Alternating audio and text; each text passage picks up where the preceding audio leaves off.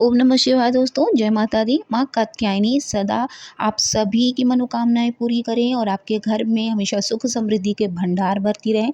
माँ कात्यायनी ने महिषासुर नाम के दैत्य का वध कर तीनों लोगों को उसके आतंक से मुक्त कराया था। माँ कात्यायनी का स्वरूप अत्यंत चमकीला और भव्य है।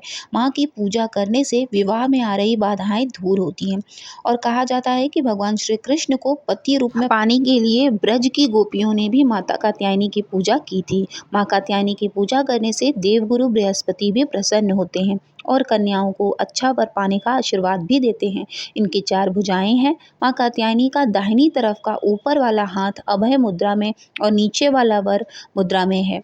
बाईं तरफ के ऊपर वाले हाथ में तलवार और नीचे वाले हाथ में कमल पुष्प है। इन्होंने जो है कमल के पुष्प को अपने हाथों में धारण किया हुआ है। माँ का वाहन शेर है। माँ का जो रंग है वो पीला है। आज के दिन माँ को केले और शहद का भोग लगाना चाहिए। आपके पास जो भी फल हो, जो भी नैवेद्य हो, उसका भी आप सच्चे मन से माँ को भोग लगा सकते हैं। मान्यता है कि जो भी भक्त पूरी श्रद्धा और सच्चे मन के साथ माँ कात्यायनी की आराधना और उपवास करता है, उसे अर्थ, धर्म, काम और मोक्ष की प्राप्ति होती है। सभी दुखों का नाश हो जाता है। कहा जाता है कि माँ कात्यायनी की पूजा करने से परम पद की भी प्राप्ति होती है।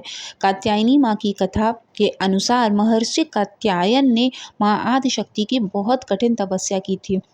उनकी तपस्या से प्रसन्न होकर माँ ने उन्हें उनके यहाँ ही पुत्री रूप में जन्म लेने का वरदान दिया था। माँ का जन्म महर्षि कात्यायन के आश्रम में ही हुआ था। माँ का लालन पोषण कात्यायन ऋषि ने ही किया था। पुराणों के अनुसार जिस समय महिषासुर नाम के राक्षस का अत्याचार बहुत अधिक बढ़ गया था, उस समय त्रिदेवों के तेज से माँ की उत्पत्ति हुई थी। माँ ने ऋषि कात्यायन के यहाँ अश्विन मास के कृष्ण पक्ष की चतुर्दशी के दिन जन्म लिया था। इसके बाद ऋषि ने उनका 3 दिन तक पूजन किया था। माँ ने 10वीं तिथि के दिन महिषासुर का अंत किया और इसके बाद शुंभ और निशुंभ ने भी स्वर्गलोक पर आक्रमण करके देवराज इंद्र का सिंहासन छीन लिया था। 9 ग्रहों को बंधक भी बना लिया था और अग्नि और वायु का बल भी पूरी तरह से छीन कर लिया था। उन दोनों ने देवताओं का अपमान करके उन्हें स्वर्ग से भी निकाल दिया था। इसके बाद सभी देवताओं ने माँ की स्तुति की और इसके बाद में माँ ने शुंभ और निशुंभ का जब अंत वध करके देवताओं को इस संकट से मुक्ति दिलाई थी, क्योंकि माँ ने देवताओं को यह वरदान दिया था कि वह संकट के समय में उनकी रक्षा अवश्य ही करेंगे। माँ कात्यायनी को ब्रजमंडली की अधिष्ठात्री देवी भी कहा जाता है। देवी कात्यायनी की कृपा से सभी काम पूरे हो जाते हैं। इन्हें वैद्य नामक स्थान पर पूजा जाता है। ब्रज की बालाओं ने अपने प्राण प्रीतम श्री कृष्ण को पति रूप में पाने के लिए माँ कात्यायनी की पूजा करके व्रत आरंभ किया। सारी गोपियाँ सुबह जो है जो भी स्नान ध्यान करती थी, उसके बाद जो है माता का नाम लेकर पुकारती, फिर एकजुट होकर आपस में गलबहियाँ डालकर ऊंचे स्वर में श्री कृष्ण के गुणगान और लीला कीर्तन करती हुई यमुना तट की ओर चल देती। उनमें आपस में बिल्कुल भी ईर्ष्या द्वेष नहीं था कि वे श्री कृष्ण के लिए इतनी व्याकुल हो रही हैं और सभी उनसे विवाह करना चाह रही हैं। माता पिता और गांव वालों का भी उन्हें संकोच नहीं रह गया था। उन्होंने अपना कुल परिवार धर्म संकोच सब कुछ भगवान के चरणों में अर्पित कर दिया था।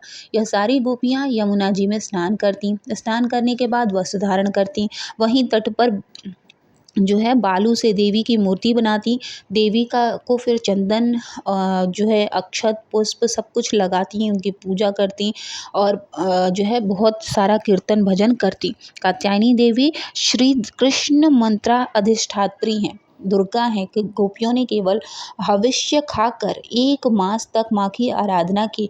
गोपियाँ मूंगे की माला से इस प्रकार मंत्र का 1 सहस्त्र जप करती और कहती, हे कात्यायनी माई, हे महामाई, हे महायोगिनी, हे अधीश्वरी, हे आप नंदन नंदन श्री कृष्ण को आप हमारा पति बना दीजिए। हे देवी, हम आपके चरणों में नमस्कार करते हैं। गोपियाँ सबसे परे हैं क्योंकि वे सर्वस्व न्यौछावर करके श्री कृष्ण से प्रेम करती हैं।